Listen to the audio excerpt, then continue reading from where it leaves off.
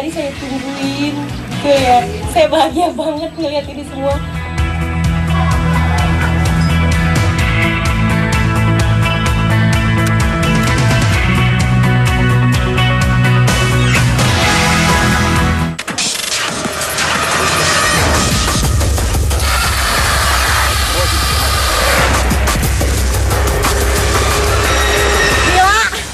Dalam waktu sekejap udah langsung mati apinya.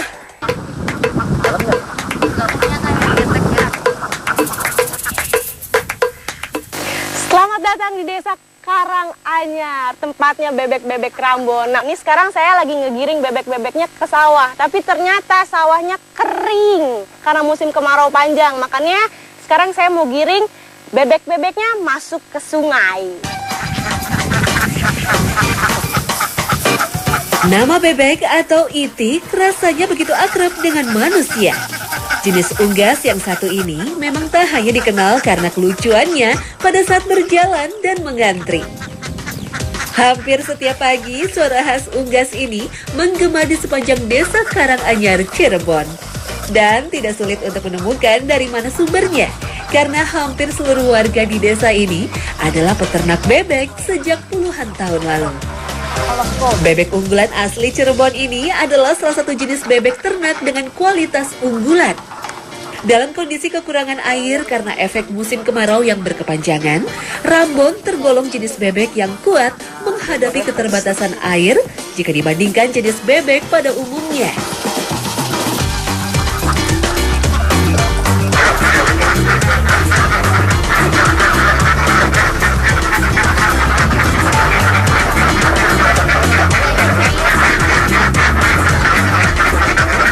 Kalau bisa dilihat di sini telurnya banyak banget.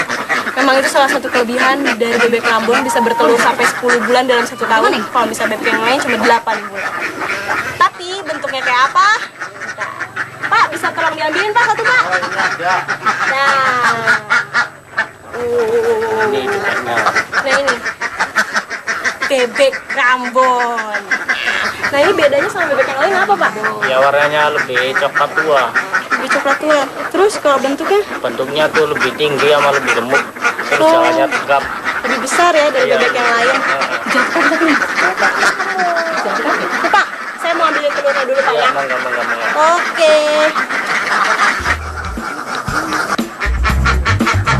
Meski memiliki kekuatan fisik terhadap keterbatasan air dan suhu panas, bebek Rambon ternyata memiliki titik rentan stres pada masa-masa bertelur.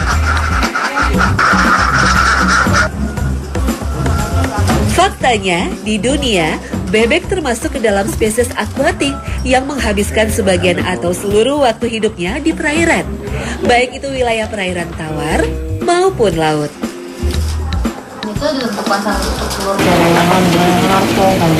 Ini saya lagi WSG, tapi WSG-nya WSG telur bebek. Nah ibu-ibu di sini nih, saya takjub banget nih, bisa tahu mana yang bakal menetas, mana yang enggak. Emang gimana sih Bu ciri-cirinya Bu? Cirinya yang di dalamnya tuh yang ada kayak mata ikan. Ada mata ikannya? Iya. Yang titik tuh yang lari ke sana kemari.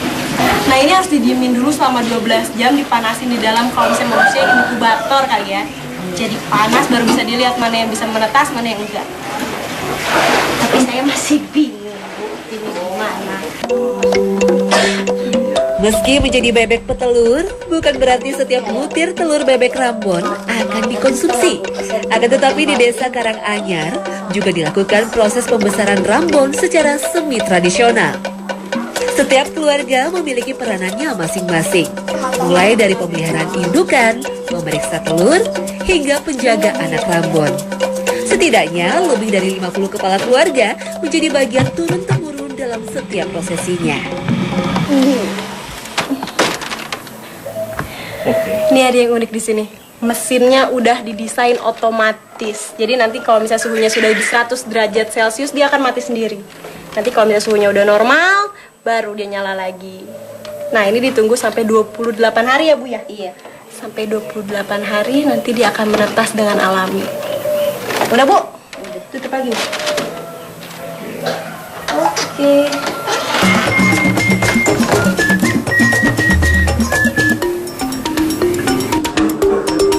Ini merupakan sebuah proses sederhana, namun luar biasa. Telur-telur terus dipantau selama 28 hari sejak dimasukkan ke dalam mesin penetasan otomatis. Proses pemantauan ini diperlukan untuk menentukan waktu yang tepat kapan saatnya mengeluarkan sang telur dan dipersiapkan untuk menetas dengan sendirinya. Bebek Rambon memang bukan merupakan ras asli. Ras baru ini diciptakan dari persilangan bebek Tegal yang terkenal akan penghasil telur yang unggul dengan bebek Magelang yang kuat sebagai bebek pedaging. Hasil dari persilangan ini, maka lahirlah ras Rambon yang unggul tak hanya dalam bertelur, melainkan juga sebagai bebek pedaging. Akhirnya lahir juga. Dari tadi saya tungguin. Tuh ya, saya bahagia banget ngeliat ini semua. Dalam waktu sehari udah bisa sebanyak ini menetasnya. Tapi cuma satu sih yang saya takutin. Saya takut dipanggil ibu sama mereka semua. Tak lengkap rasanya kalau belum mencicipi langsung bagaimana rasanya bebek unggulan khas Cirebon ini. Cukup bumbu sederhana untuk mengolah si Rambon. Bawang merah dan bawang putih, serta bumbu dasar lainnya. Rasanya akan menjadi perpaduan yang pas bagi lidah saya. Tak lupa tambahan lembaran daun jeruk dan daun salam untuk menambah aroma yang menggugah selera.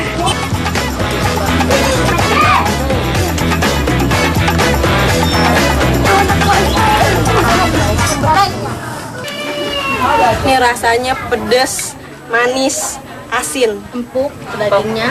Dagingnya empuk. Kalau biasanya bebek kan amis ya Bu. Amis. Kalau misalnya ini nggak amis. Itu dia ada rahasianya di sini. Harus direndam air panas, dicampur sama daun salam, sama daun apa Bu? Daun jeruk limau. Sama jeruk limau. Jadinya empuk begini. Kalau pernah nyobain rawon sama rasanya kayak gini. Tapi cuma ini daging gede. Nih, kalau ada kesempatan main di Desa Karanganyar, rugi banget kalau nggak nyobain bebek pedesan. Bebek, bukan bebek. Ini enak banget Bu.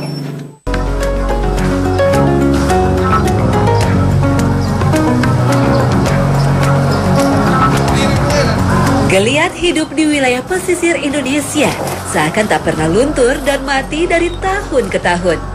Salah satunya terlihat dari pemandangan hiruk pikuk bongkar muat ikan di pasar pelelangan. Di Karangsong Indramayu, bongkar muat kapal sudah dilakukan oleh para nelayan sejak pagi hari. Setiap hasil tangkapan nantinya akan dijual dengan cara lelang.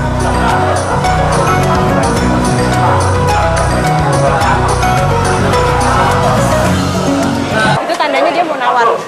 Tuh, lihat tuh tangan ibunya. Begitu-begitu.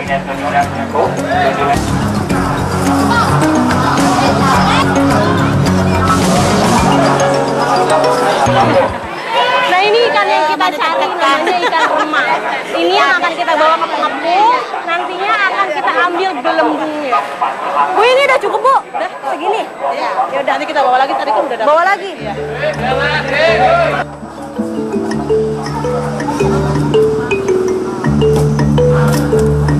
Ikan remang atau ikan cunang adalah salah satu ikan favorit yang menjadi urat nadi ekonomi di wilayah pesisir Indramayu. Ikan unik ini dimanfaatkan dengan diambil bagian gelembung apung atau fish maunya. Ikan dengan nama latin Murainosox talabonoides ini adalah sejenis ikan yang memiliki tulang belakang semu. Tak heran bentuknya yang panjang hampir menyerupai belut atau sogili yang lazim dijumpai di danau ataupun sungai.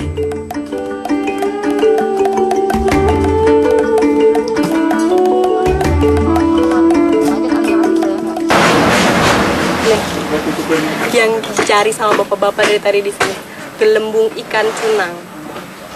Bentuknya ada dua jenis gelembung, ada gelembung yang tebal seperti ini dan ada juga yang tipis.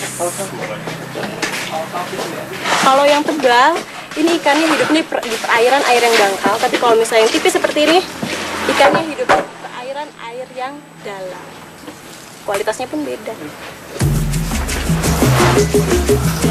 Proses pengambilan gelembung bukan merupakan proses yang sederhana.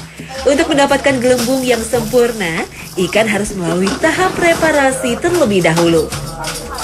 Selain ikan cunang atau dikenal juga malong, sebenarnya ada beberapa jenis ikan lain yang juga dimanfaatkan bagian gelembungnya. seperti ikan kakap tawar atau gulama. Jenis ikan ini lebih banyak diambil dari perairan wilayah timur Indonesia, salah satunya di Papua. Nih, gelembung hipio ini tipis, pasti ada aja yang bolong. Tapi di sini tempat pembetulannya ya Bu ya.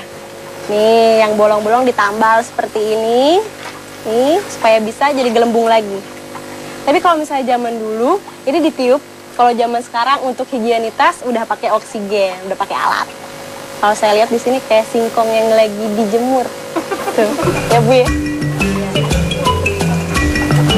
Semakin besar dan utuh kualitas gelembung ikan, maka taksiran harga jualnya akan menjadi semakin tinggi. Tak tanggung-tanggung, hipio dengan kualitas super bahkan bisa mencapai harga jutaan per kilogramnya.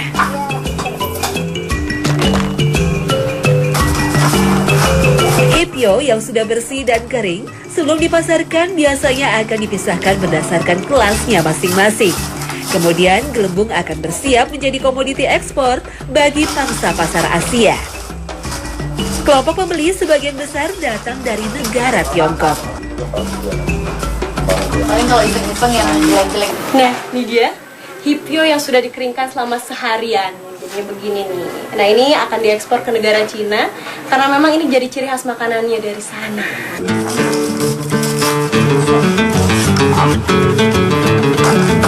Bukan tanpa sebab, kalau hipio yang bentuknya sangat mirip dengan usus berukuran jumbo ini menjadi incaran para eksportir. Bentuknya yang elastis dan kuat ternyata menyimpan kandungan kolagen yang tinggi. Faktanya, kolagen telah menjadi primadona nutrisi kaum perempuan. Kolagen dipercaya memiliki peran sebagai nutrisi anti penuaan dini. Meskipun secara studi, kolagen dianggap sebagai perekat dalam pembangun komponen tulang, gigi, sendi otot, dan kulit manusia.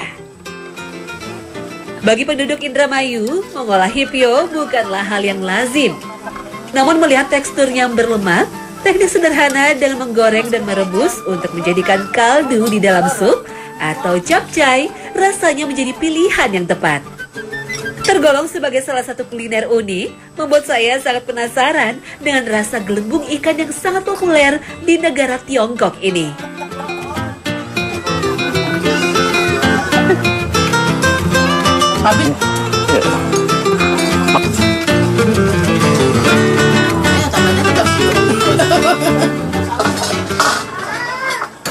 Nah, ini dia hipio yang sudah dimasak, tapi sebelumnya digoreng dulu kayak begini. Tapi kalau saya lihat di sini bentuknya kayak kerupuk kulit. Tapi rasanya Masih juga ya. sama banget kayak kerupuk kulit. Gitu kayak meruya. Iya. Tapi kalau sudah dimasak rasanya Ini kalau bulu itu satu. kayak tetelan. Tongkat kayu dan batu jadi tanaman. Sepenggal lirik milik Kus Plus inilah yang muncul di benak saya saat ini. Rangkaian kata ini dapat menggambarkan betapa suburnya tanah di Indonesia. Salah satu tanaman yang mewarnai sebagian lokasi kebun di Indonesia adalah tanaman singkong. Singkong menjadi salah satu tanaman primadona karena kekuatannya untuk tumbuh di tanah tandus sekalipun.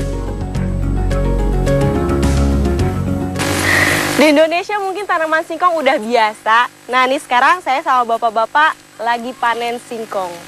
Katanya di sini ada olahan khususnya, tapi saya belum tahu apa. Yuk Pak, kita ke rumah sekarang. Yuk.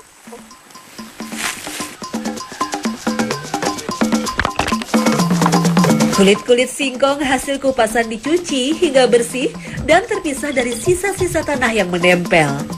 Memang cukup mengherankan, dari sebagian pohon singkong yang kami panen, ternyata hanya kulitnya saja yang dibutuhkan untuk diproses lebih lanjut.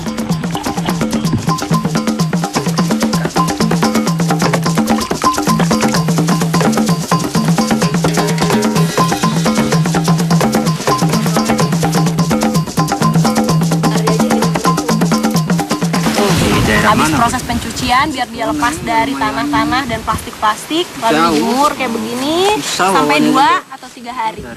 Tapi kalau di Cirebon panasnya kayak begini, Berapa perusahaan? 2 hari juga saya Ikan apa aja pikir itu? cukup nih. Di sini panas banget.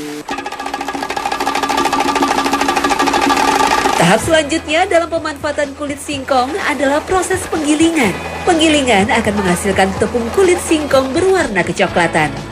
Umumnya, ampas kulit singkong ini digunakan sebagai pakan ternak karena kandungan protein, air, dan lemaknya yang cukup tinggi. Namun di Cirebon, ampas kulit singkong diolah menjadi sesuatu yang berbeda. Di tangan seorang penemu kreatif asal Cirebon, tepung kulit singkong bisa diubah menjadi bahan baku pengisi tabung pemadam kebakaran. Namun memang bukan merupakan sebuah proses yang sederhana dan mudah. Ada tahapan dan proses rumit dengan ukuran estimasi waktu dan komposisi yang tepat hingga bahan alternatif ini dapat berfungsi sebagai pemadam api. Sebagai tahap awal, rendaman tepung singkong harus melalui tahap fermentasi terlebih dahulu. Cairan pemutih organik pun ditambahkan dan harus dipastikan wadah harus selalu tertutup rapat selama 3 hari demi hasil kualitas tepung yang maksimal. Ini udah. Nah ini kulit singkong yang sudah digiling dan sudah diendapkan selama 3 hari. Hasilnya kayak gini. Kotorannya pada naik ke atas, tapi yang diambil bukan airnya, tapi endapan dari ekstrak singkongnya. Sudah berubah warna menjadi putih. Ini akan dijemur lagi selama 3-4 hari. Hasilnya seperti ini. Ya. Yang katanya bisa jadi pemadam api. Pak Arianto adalah sosok di balik bahan unik ini. Kecintaannya pada ilmu kimia yang mengantarkan Pak Arianto membuat formulasi yang bermanfaat ini. Dari analisa yang dilakukan secara otodidak, ditemukan kandungan potasium sitrat di dalam tepung singkong yang mampu diolah menjadi bahan untuk memadamkan api yang ramah lingkungan.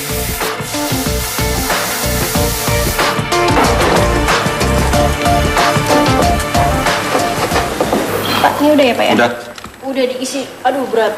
Nah ini udah diisi sama saripati kulit singkong yang dicampur sama bahan alami lainnya. Udah dimasukin sama nitrogen juga, disesuaikan sama komposisinya ya Pak. Betul.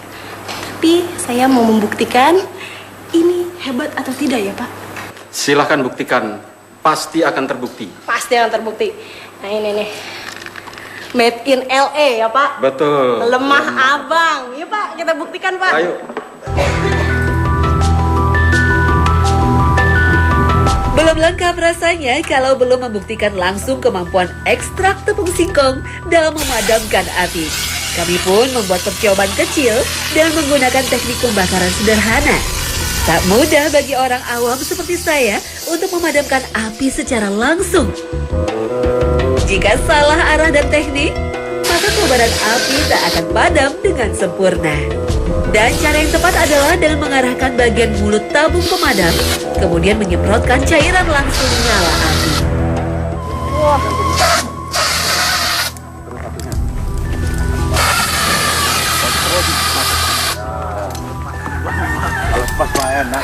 Gila, cuma dalam waktu sekejap udah langsung mati apinya. Nih, cuma dari ekstrak singkong bisa jadi sehebat ini. Tapi habis ini Bapak Arianto punya inovasi lain. Saya mau lihat habis ini. Cairan anti rambat api. Kita buktikan Pak. Yuk Pak. Ayo. Ini keren banget Pak. Ayo. Panas. Selain ekstrak kulit singkong sebagai bahan pemadam kebakaran, Pak Arianto juga menyulap bahan ini menjadi cairan anti rambat api. Cairan ajaib ini diformulasikan untuk berfungsi sebagai pencegah api untuk merambat pada media tertentu. Kayu sebagai media yang dapat menyerap air hingga ke pori-pori digunakan sebagai media percontohan kali ini. Bagian sisi kiri kayu telah dilapisi anti rambat api.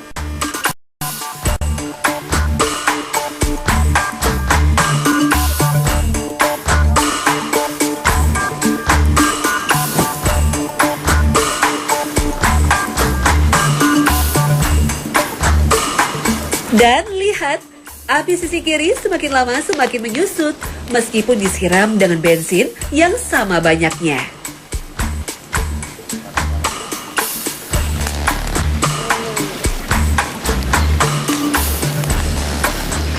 Bisa dilihat langsung mati karena cuma ngabisin bensinnya doang. Kalau yang ini dihabisin sama apinya sampai ke arang-arangnya.